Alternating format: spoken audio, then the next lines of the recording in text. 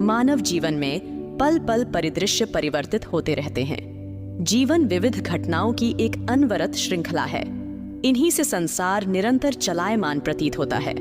इस गति की व्याख्या विविध दार्शनिकों ने अपने अपने दृष्टिकोण के अनुरूप की है।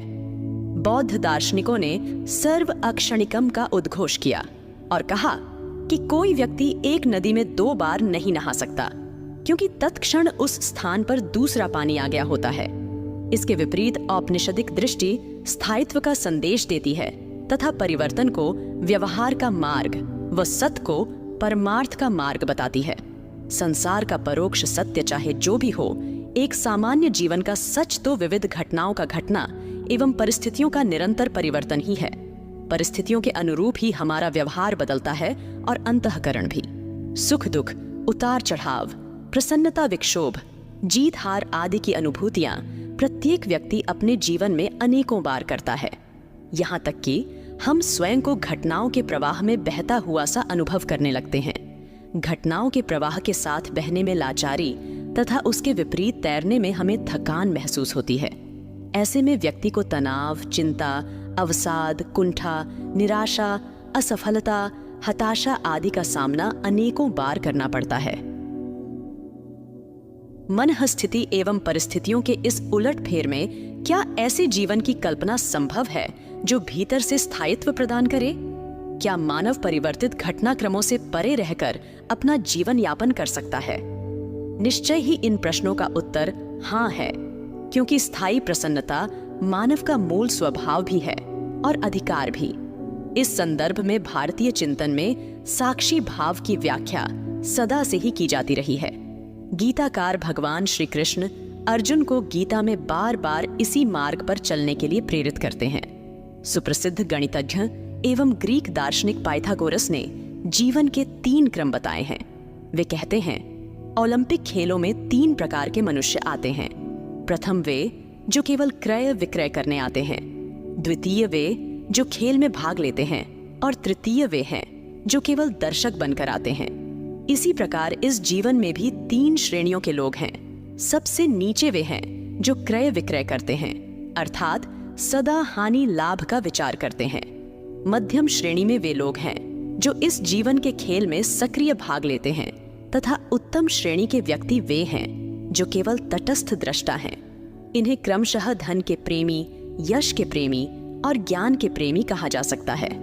हमें अपनी श्रेणी, व्यक्तित्व का स्तर अथवा जीवन की दिशा स्वयं तय करनी होगी। हम चाहें तो अपने जीवन में अमृत भी घोल सकते हैं और विष भी। बस इस हेतु तनिक बोध की आवश्यकता है, दृष्टि को व्यापक करने की जरूरत है। हम में से अधिकांश व्यक्ति परिस्थितियों के बारे में अधिक विचार करते हैं। हम सशर्त जीवन जीने का प्रयास करते हैं। यहाँ तक कि हमारी प्रार्थनाओं में यह शामिल होता है कि ईश्वर यह दे तो श्रेष्ठ होगा, यह ना दे तो कष्टप्रद होगा। परिस्थितियों के संबंध में यही चिंता हमारे दुख का कारण है। जो हमारे वश में नहीं है उसे बदलने का हम प्रयास करते हैं और स्वयं को भटकाते व थकाते रहते हैं। वास्तव में हमारा दायरा है हमारी अपनी सोच, मानसिकता एवं प्रतिक्रिया। घटनाओं का सदुपयोग या दुरुपयोग करना हमारे वश में है। प्रत्येक घटना ईश्वर का मंगलमय विधान है। कठोर से कठोर घटनाक्रम भी जीवन में वह शिक्षण प्रदान कर जाता है जो जीवन की सुखद अनुकूलता कदाचित ही दे पाने में समर्थ हो। आवश्यकता है तो एक व्यापक एवं सकारात्मक सोच की। इसी चिंतन में जीवन का मर्म निहित है, क्योंकि यही संसार भी है और अध्यात्म भी। मनः स्थिति से परिस्थिति का निर्माण अध्यात्म है और परिस्थिति से मनः स्थिति का निर्माण संसार। हम संसार को जीना चाहते हैं या अध्यात्म को, इस हेतु प्रकृति ने पूर्ण स्वतंत्रता प्रदान की है। प्रकृति के विधान में हर घटना एक सुंदर उपहार लेकर आती है। आवश्यकता बस उसका भली प्रकार उपयोग करने भर की है। आंसू बहाना दुर्बलों का कार्य है, सामर्थ्यवान तो चुनौतियों का स्वागत कर विजयी होते हैं। इतिहास में अनेकों ऐसे उदाहरण हैं जिन्होंने अपनी सकारात्मक मनःस्थिति के कारण परिस्थितियों पर विजय प्राप्त की।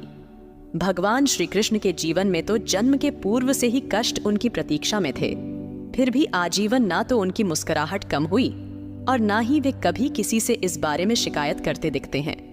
उन्हें हर अभिशाप भी सहज स्वीकार्य है। वहीं भगवान श्री राम के भीतर की शांति जो राज्याभिषेक के पूर्व थी, वही शांति वनवास के आदेश के पश्चात भी बनी रहती है। कहीं कोई मानसिक विचलन नहीं। भगवान बुद्ध हों या स्वामी विवेकानंद, मान अपमान में वे सदा सम बने रहते हैं। मीरा के लिए विष का प्याला भी श्याम का चरणामृत बन जाता है, तो रैदास के लिए जूते गांठना ही ईश्वर सेवा। ये सब इसलिए नहीं कि इनके जीवन में सुखों के पुष्प हैं, वरन इसलिए है क्योंकि इनके मन में सकारात्मकता एवं आस्था का उपवन समाया हुआ है। यही हमारे जीवन में भी संभव है। हमें अपने मानसिक फलक विकसित करने होंगे, भावनाओं में व्यापकता की अनुभूति करनी होगी। यदि हमारे प्रयासों की दिशा सकारात्मक है तो अवसर भी सकारात्मक परिणाम प्रदान करने वाले होंगे।